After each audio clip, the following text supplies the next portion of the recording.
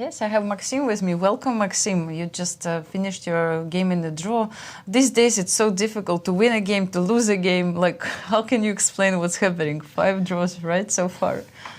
I mean, yesterday I missed an opportunity, but basically an opportunity that I didn't expect. But okay, so Anish plays his powerful preparation.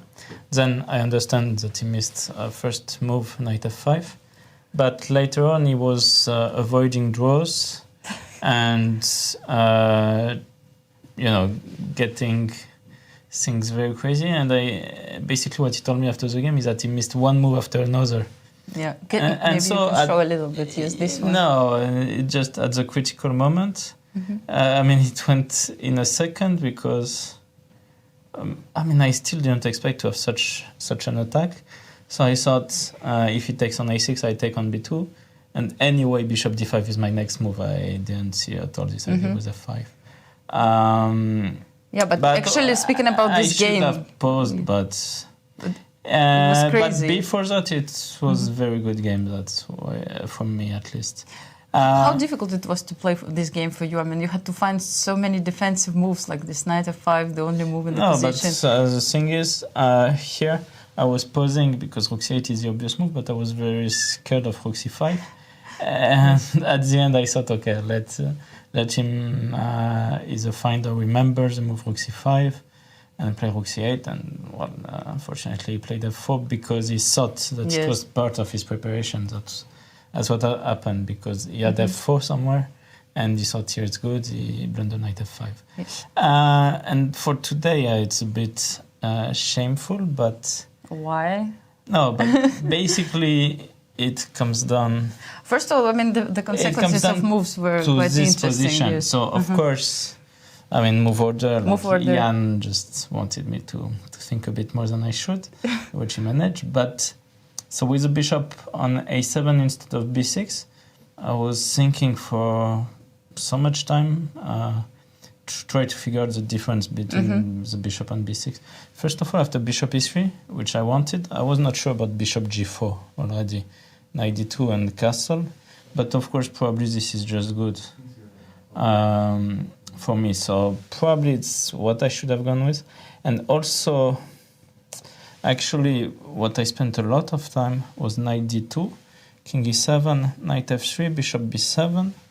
And here, some after knight e5, knight e4, I was not even sure that I'm not getting worse, because I cannot take this pawn. This is what I was... Because f2 is and king e8. And maybe it's still within drawing margin. But here, maybe I should have paused. I thought about bishop c2, but I just assumed it's nothing, which is probably true, but I thought it might be a bit of a difference compared to the bishop on b6, and that's why I settled for d takes e5. But in the end, I was just scared of this position. For somehow you get scared for no reason. I just thought I was forcing a draw, and come another day. Of course, I should have gone a4 right away. What do you think about this ending? There was a big discussion. Rook and bishop or knight and... rook and bishop or knight and bishop? What? Rook and bishop, of course, is better in general. Here I was getting a bit scared about g6. I thought g6 was the way to try to keep the game going, and rook a1. But of course, it shouldn't be anything, but some ideas with rook c1, with rook d1. I wanted knight g5 actually, and king e7. This is where I wasn't sure. Maybe I wanted to take actually, and probably this is holding. Okay. It takes a lot to lose this game with white, so I didn't manage. But but you felt that it's still possible. What?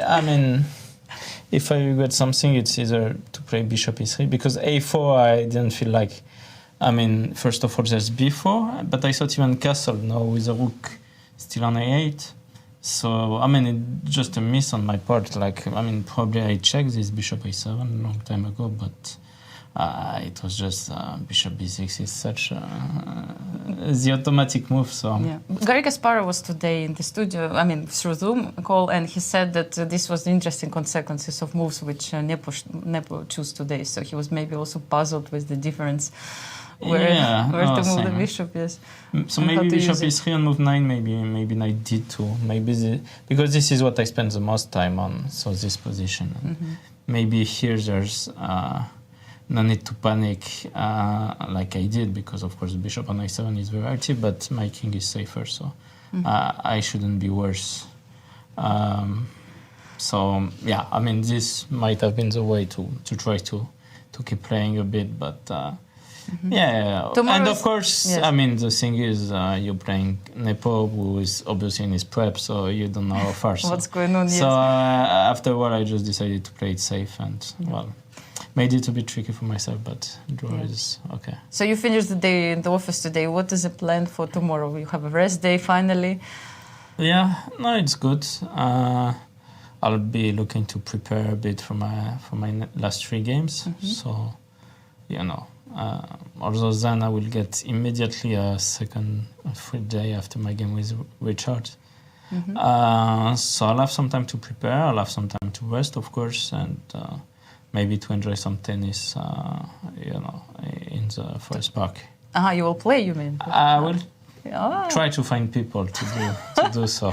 I'm not sure. Like I think Fabio was also before the tournament. I was not very successful, but in finding partners. But maybe this time around it will work out. Okay, good luck with that, Maxime, as well with your games. Thank you, and we go back to the studio. Thank you, Anastasiya. MVL, some advice. Ray Robson is ready, willing, and able. He's a very good tennis partner. So check in with Ray.